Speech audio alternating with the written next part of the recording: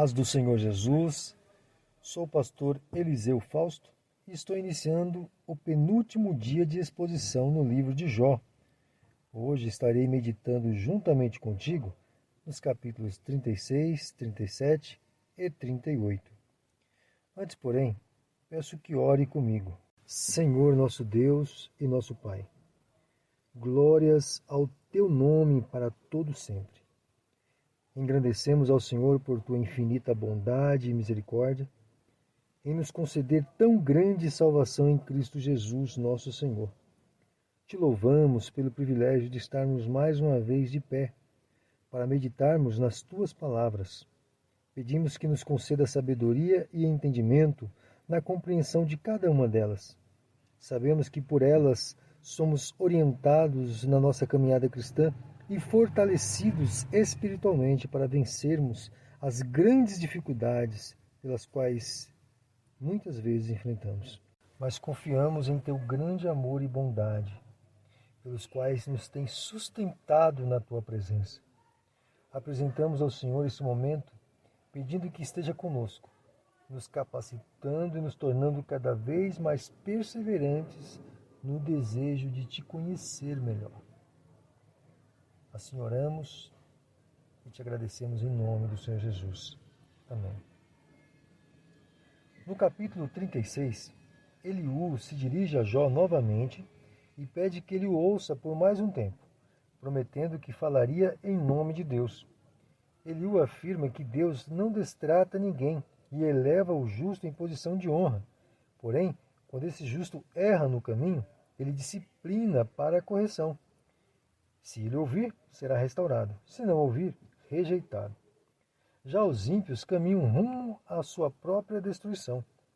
Ele enfatiza que Deus livra o aflito por meio das suas próprias aflições, quando esse humildemente clama a Deus por livramento. E esse era o caminho que Jó deveria trilhar, e não tentar exigir de Deus uma explicação, pois todos os caminhos de Deus são justos e não há ser humano que possa compreender todos eles. Eliú, neste capítulo, declara diante de Jó que Deus é perfeito e justo em todos os seus caminhos. E mesmo que um justo esteja em aflições, deve clamar a ele esperando humildemente seu socorro, e não se elevando como que tendo algum entendimento superior ao seu soberano Criador.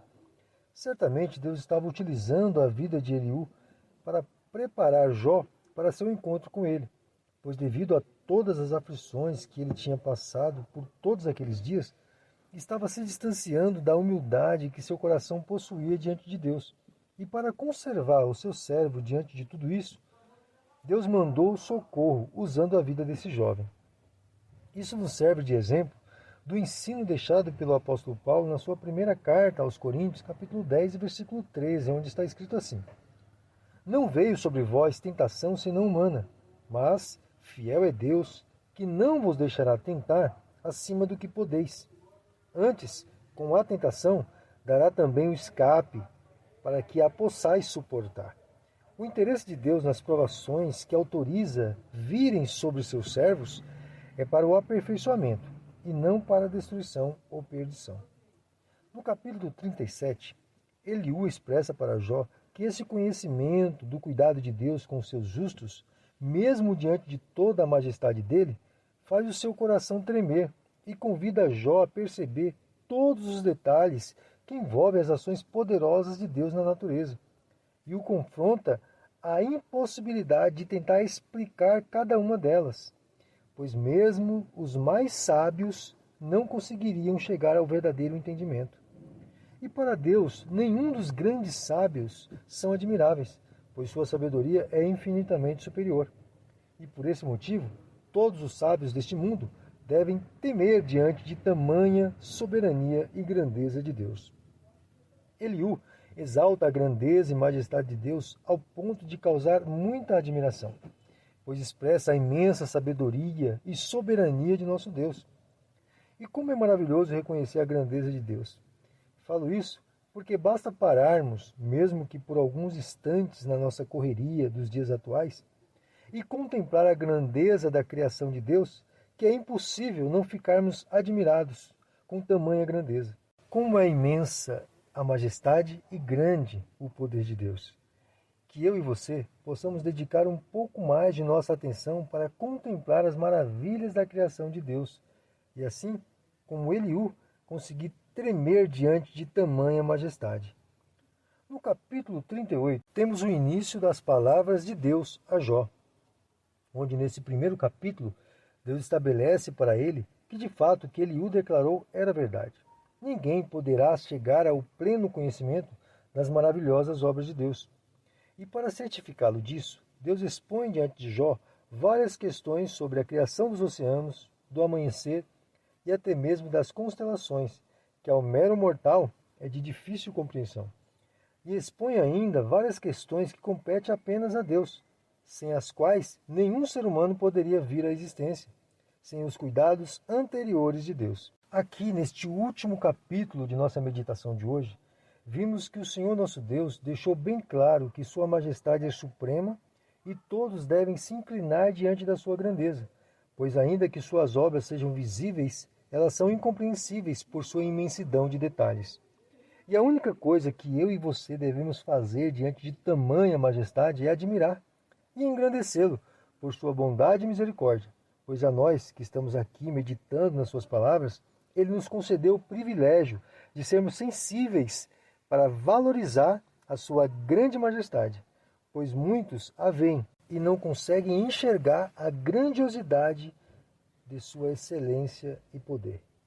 E para aumentar sua apreciação, pense em quantas gerações Deus precisou agir preservando a vida de cada um para que você pudesse vir à existência. Não é verdade? Eu e você não teríamos existido caso algo antes de nós não desse certo. Mas Deus preservou o passado para que no presente pudéssemos estar aqui.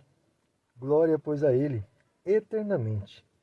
Que possamos humildemente nos prostrar diante da majestade de Deus, de modo que em nenhum momento venhamos permitir nosso coração de se levantar para questionar suas ações no mundo ou em nossas vidas, mas venhamos nos entregar aos seus cuidados, mesmo nos momentos em que não conseguimos compreender o porquê das terríveis circunstâncias que estivermos atravessando.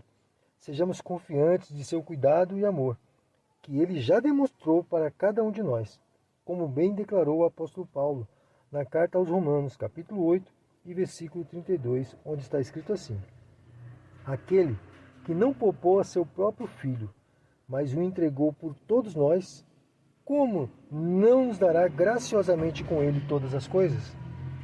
Finaliza aqui, esperando você amanhã, querendo Deus.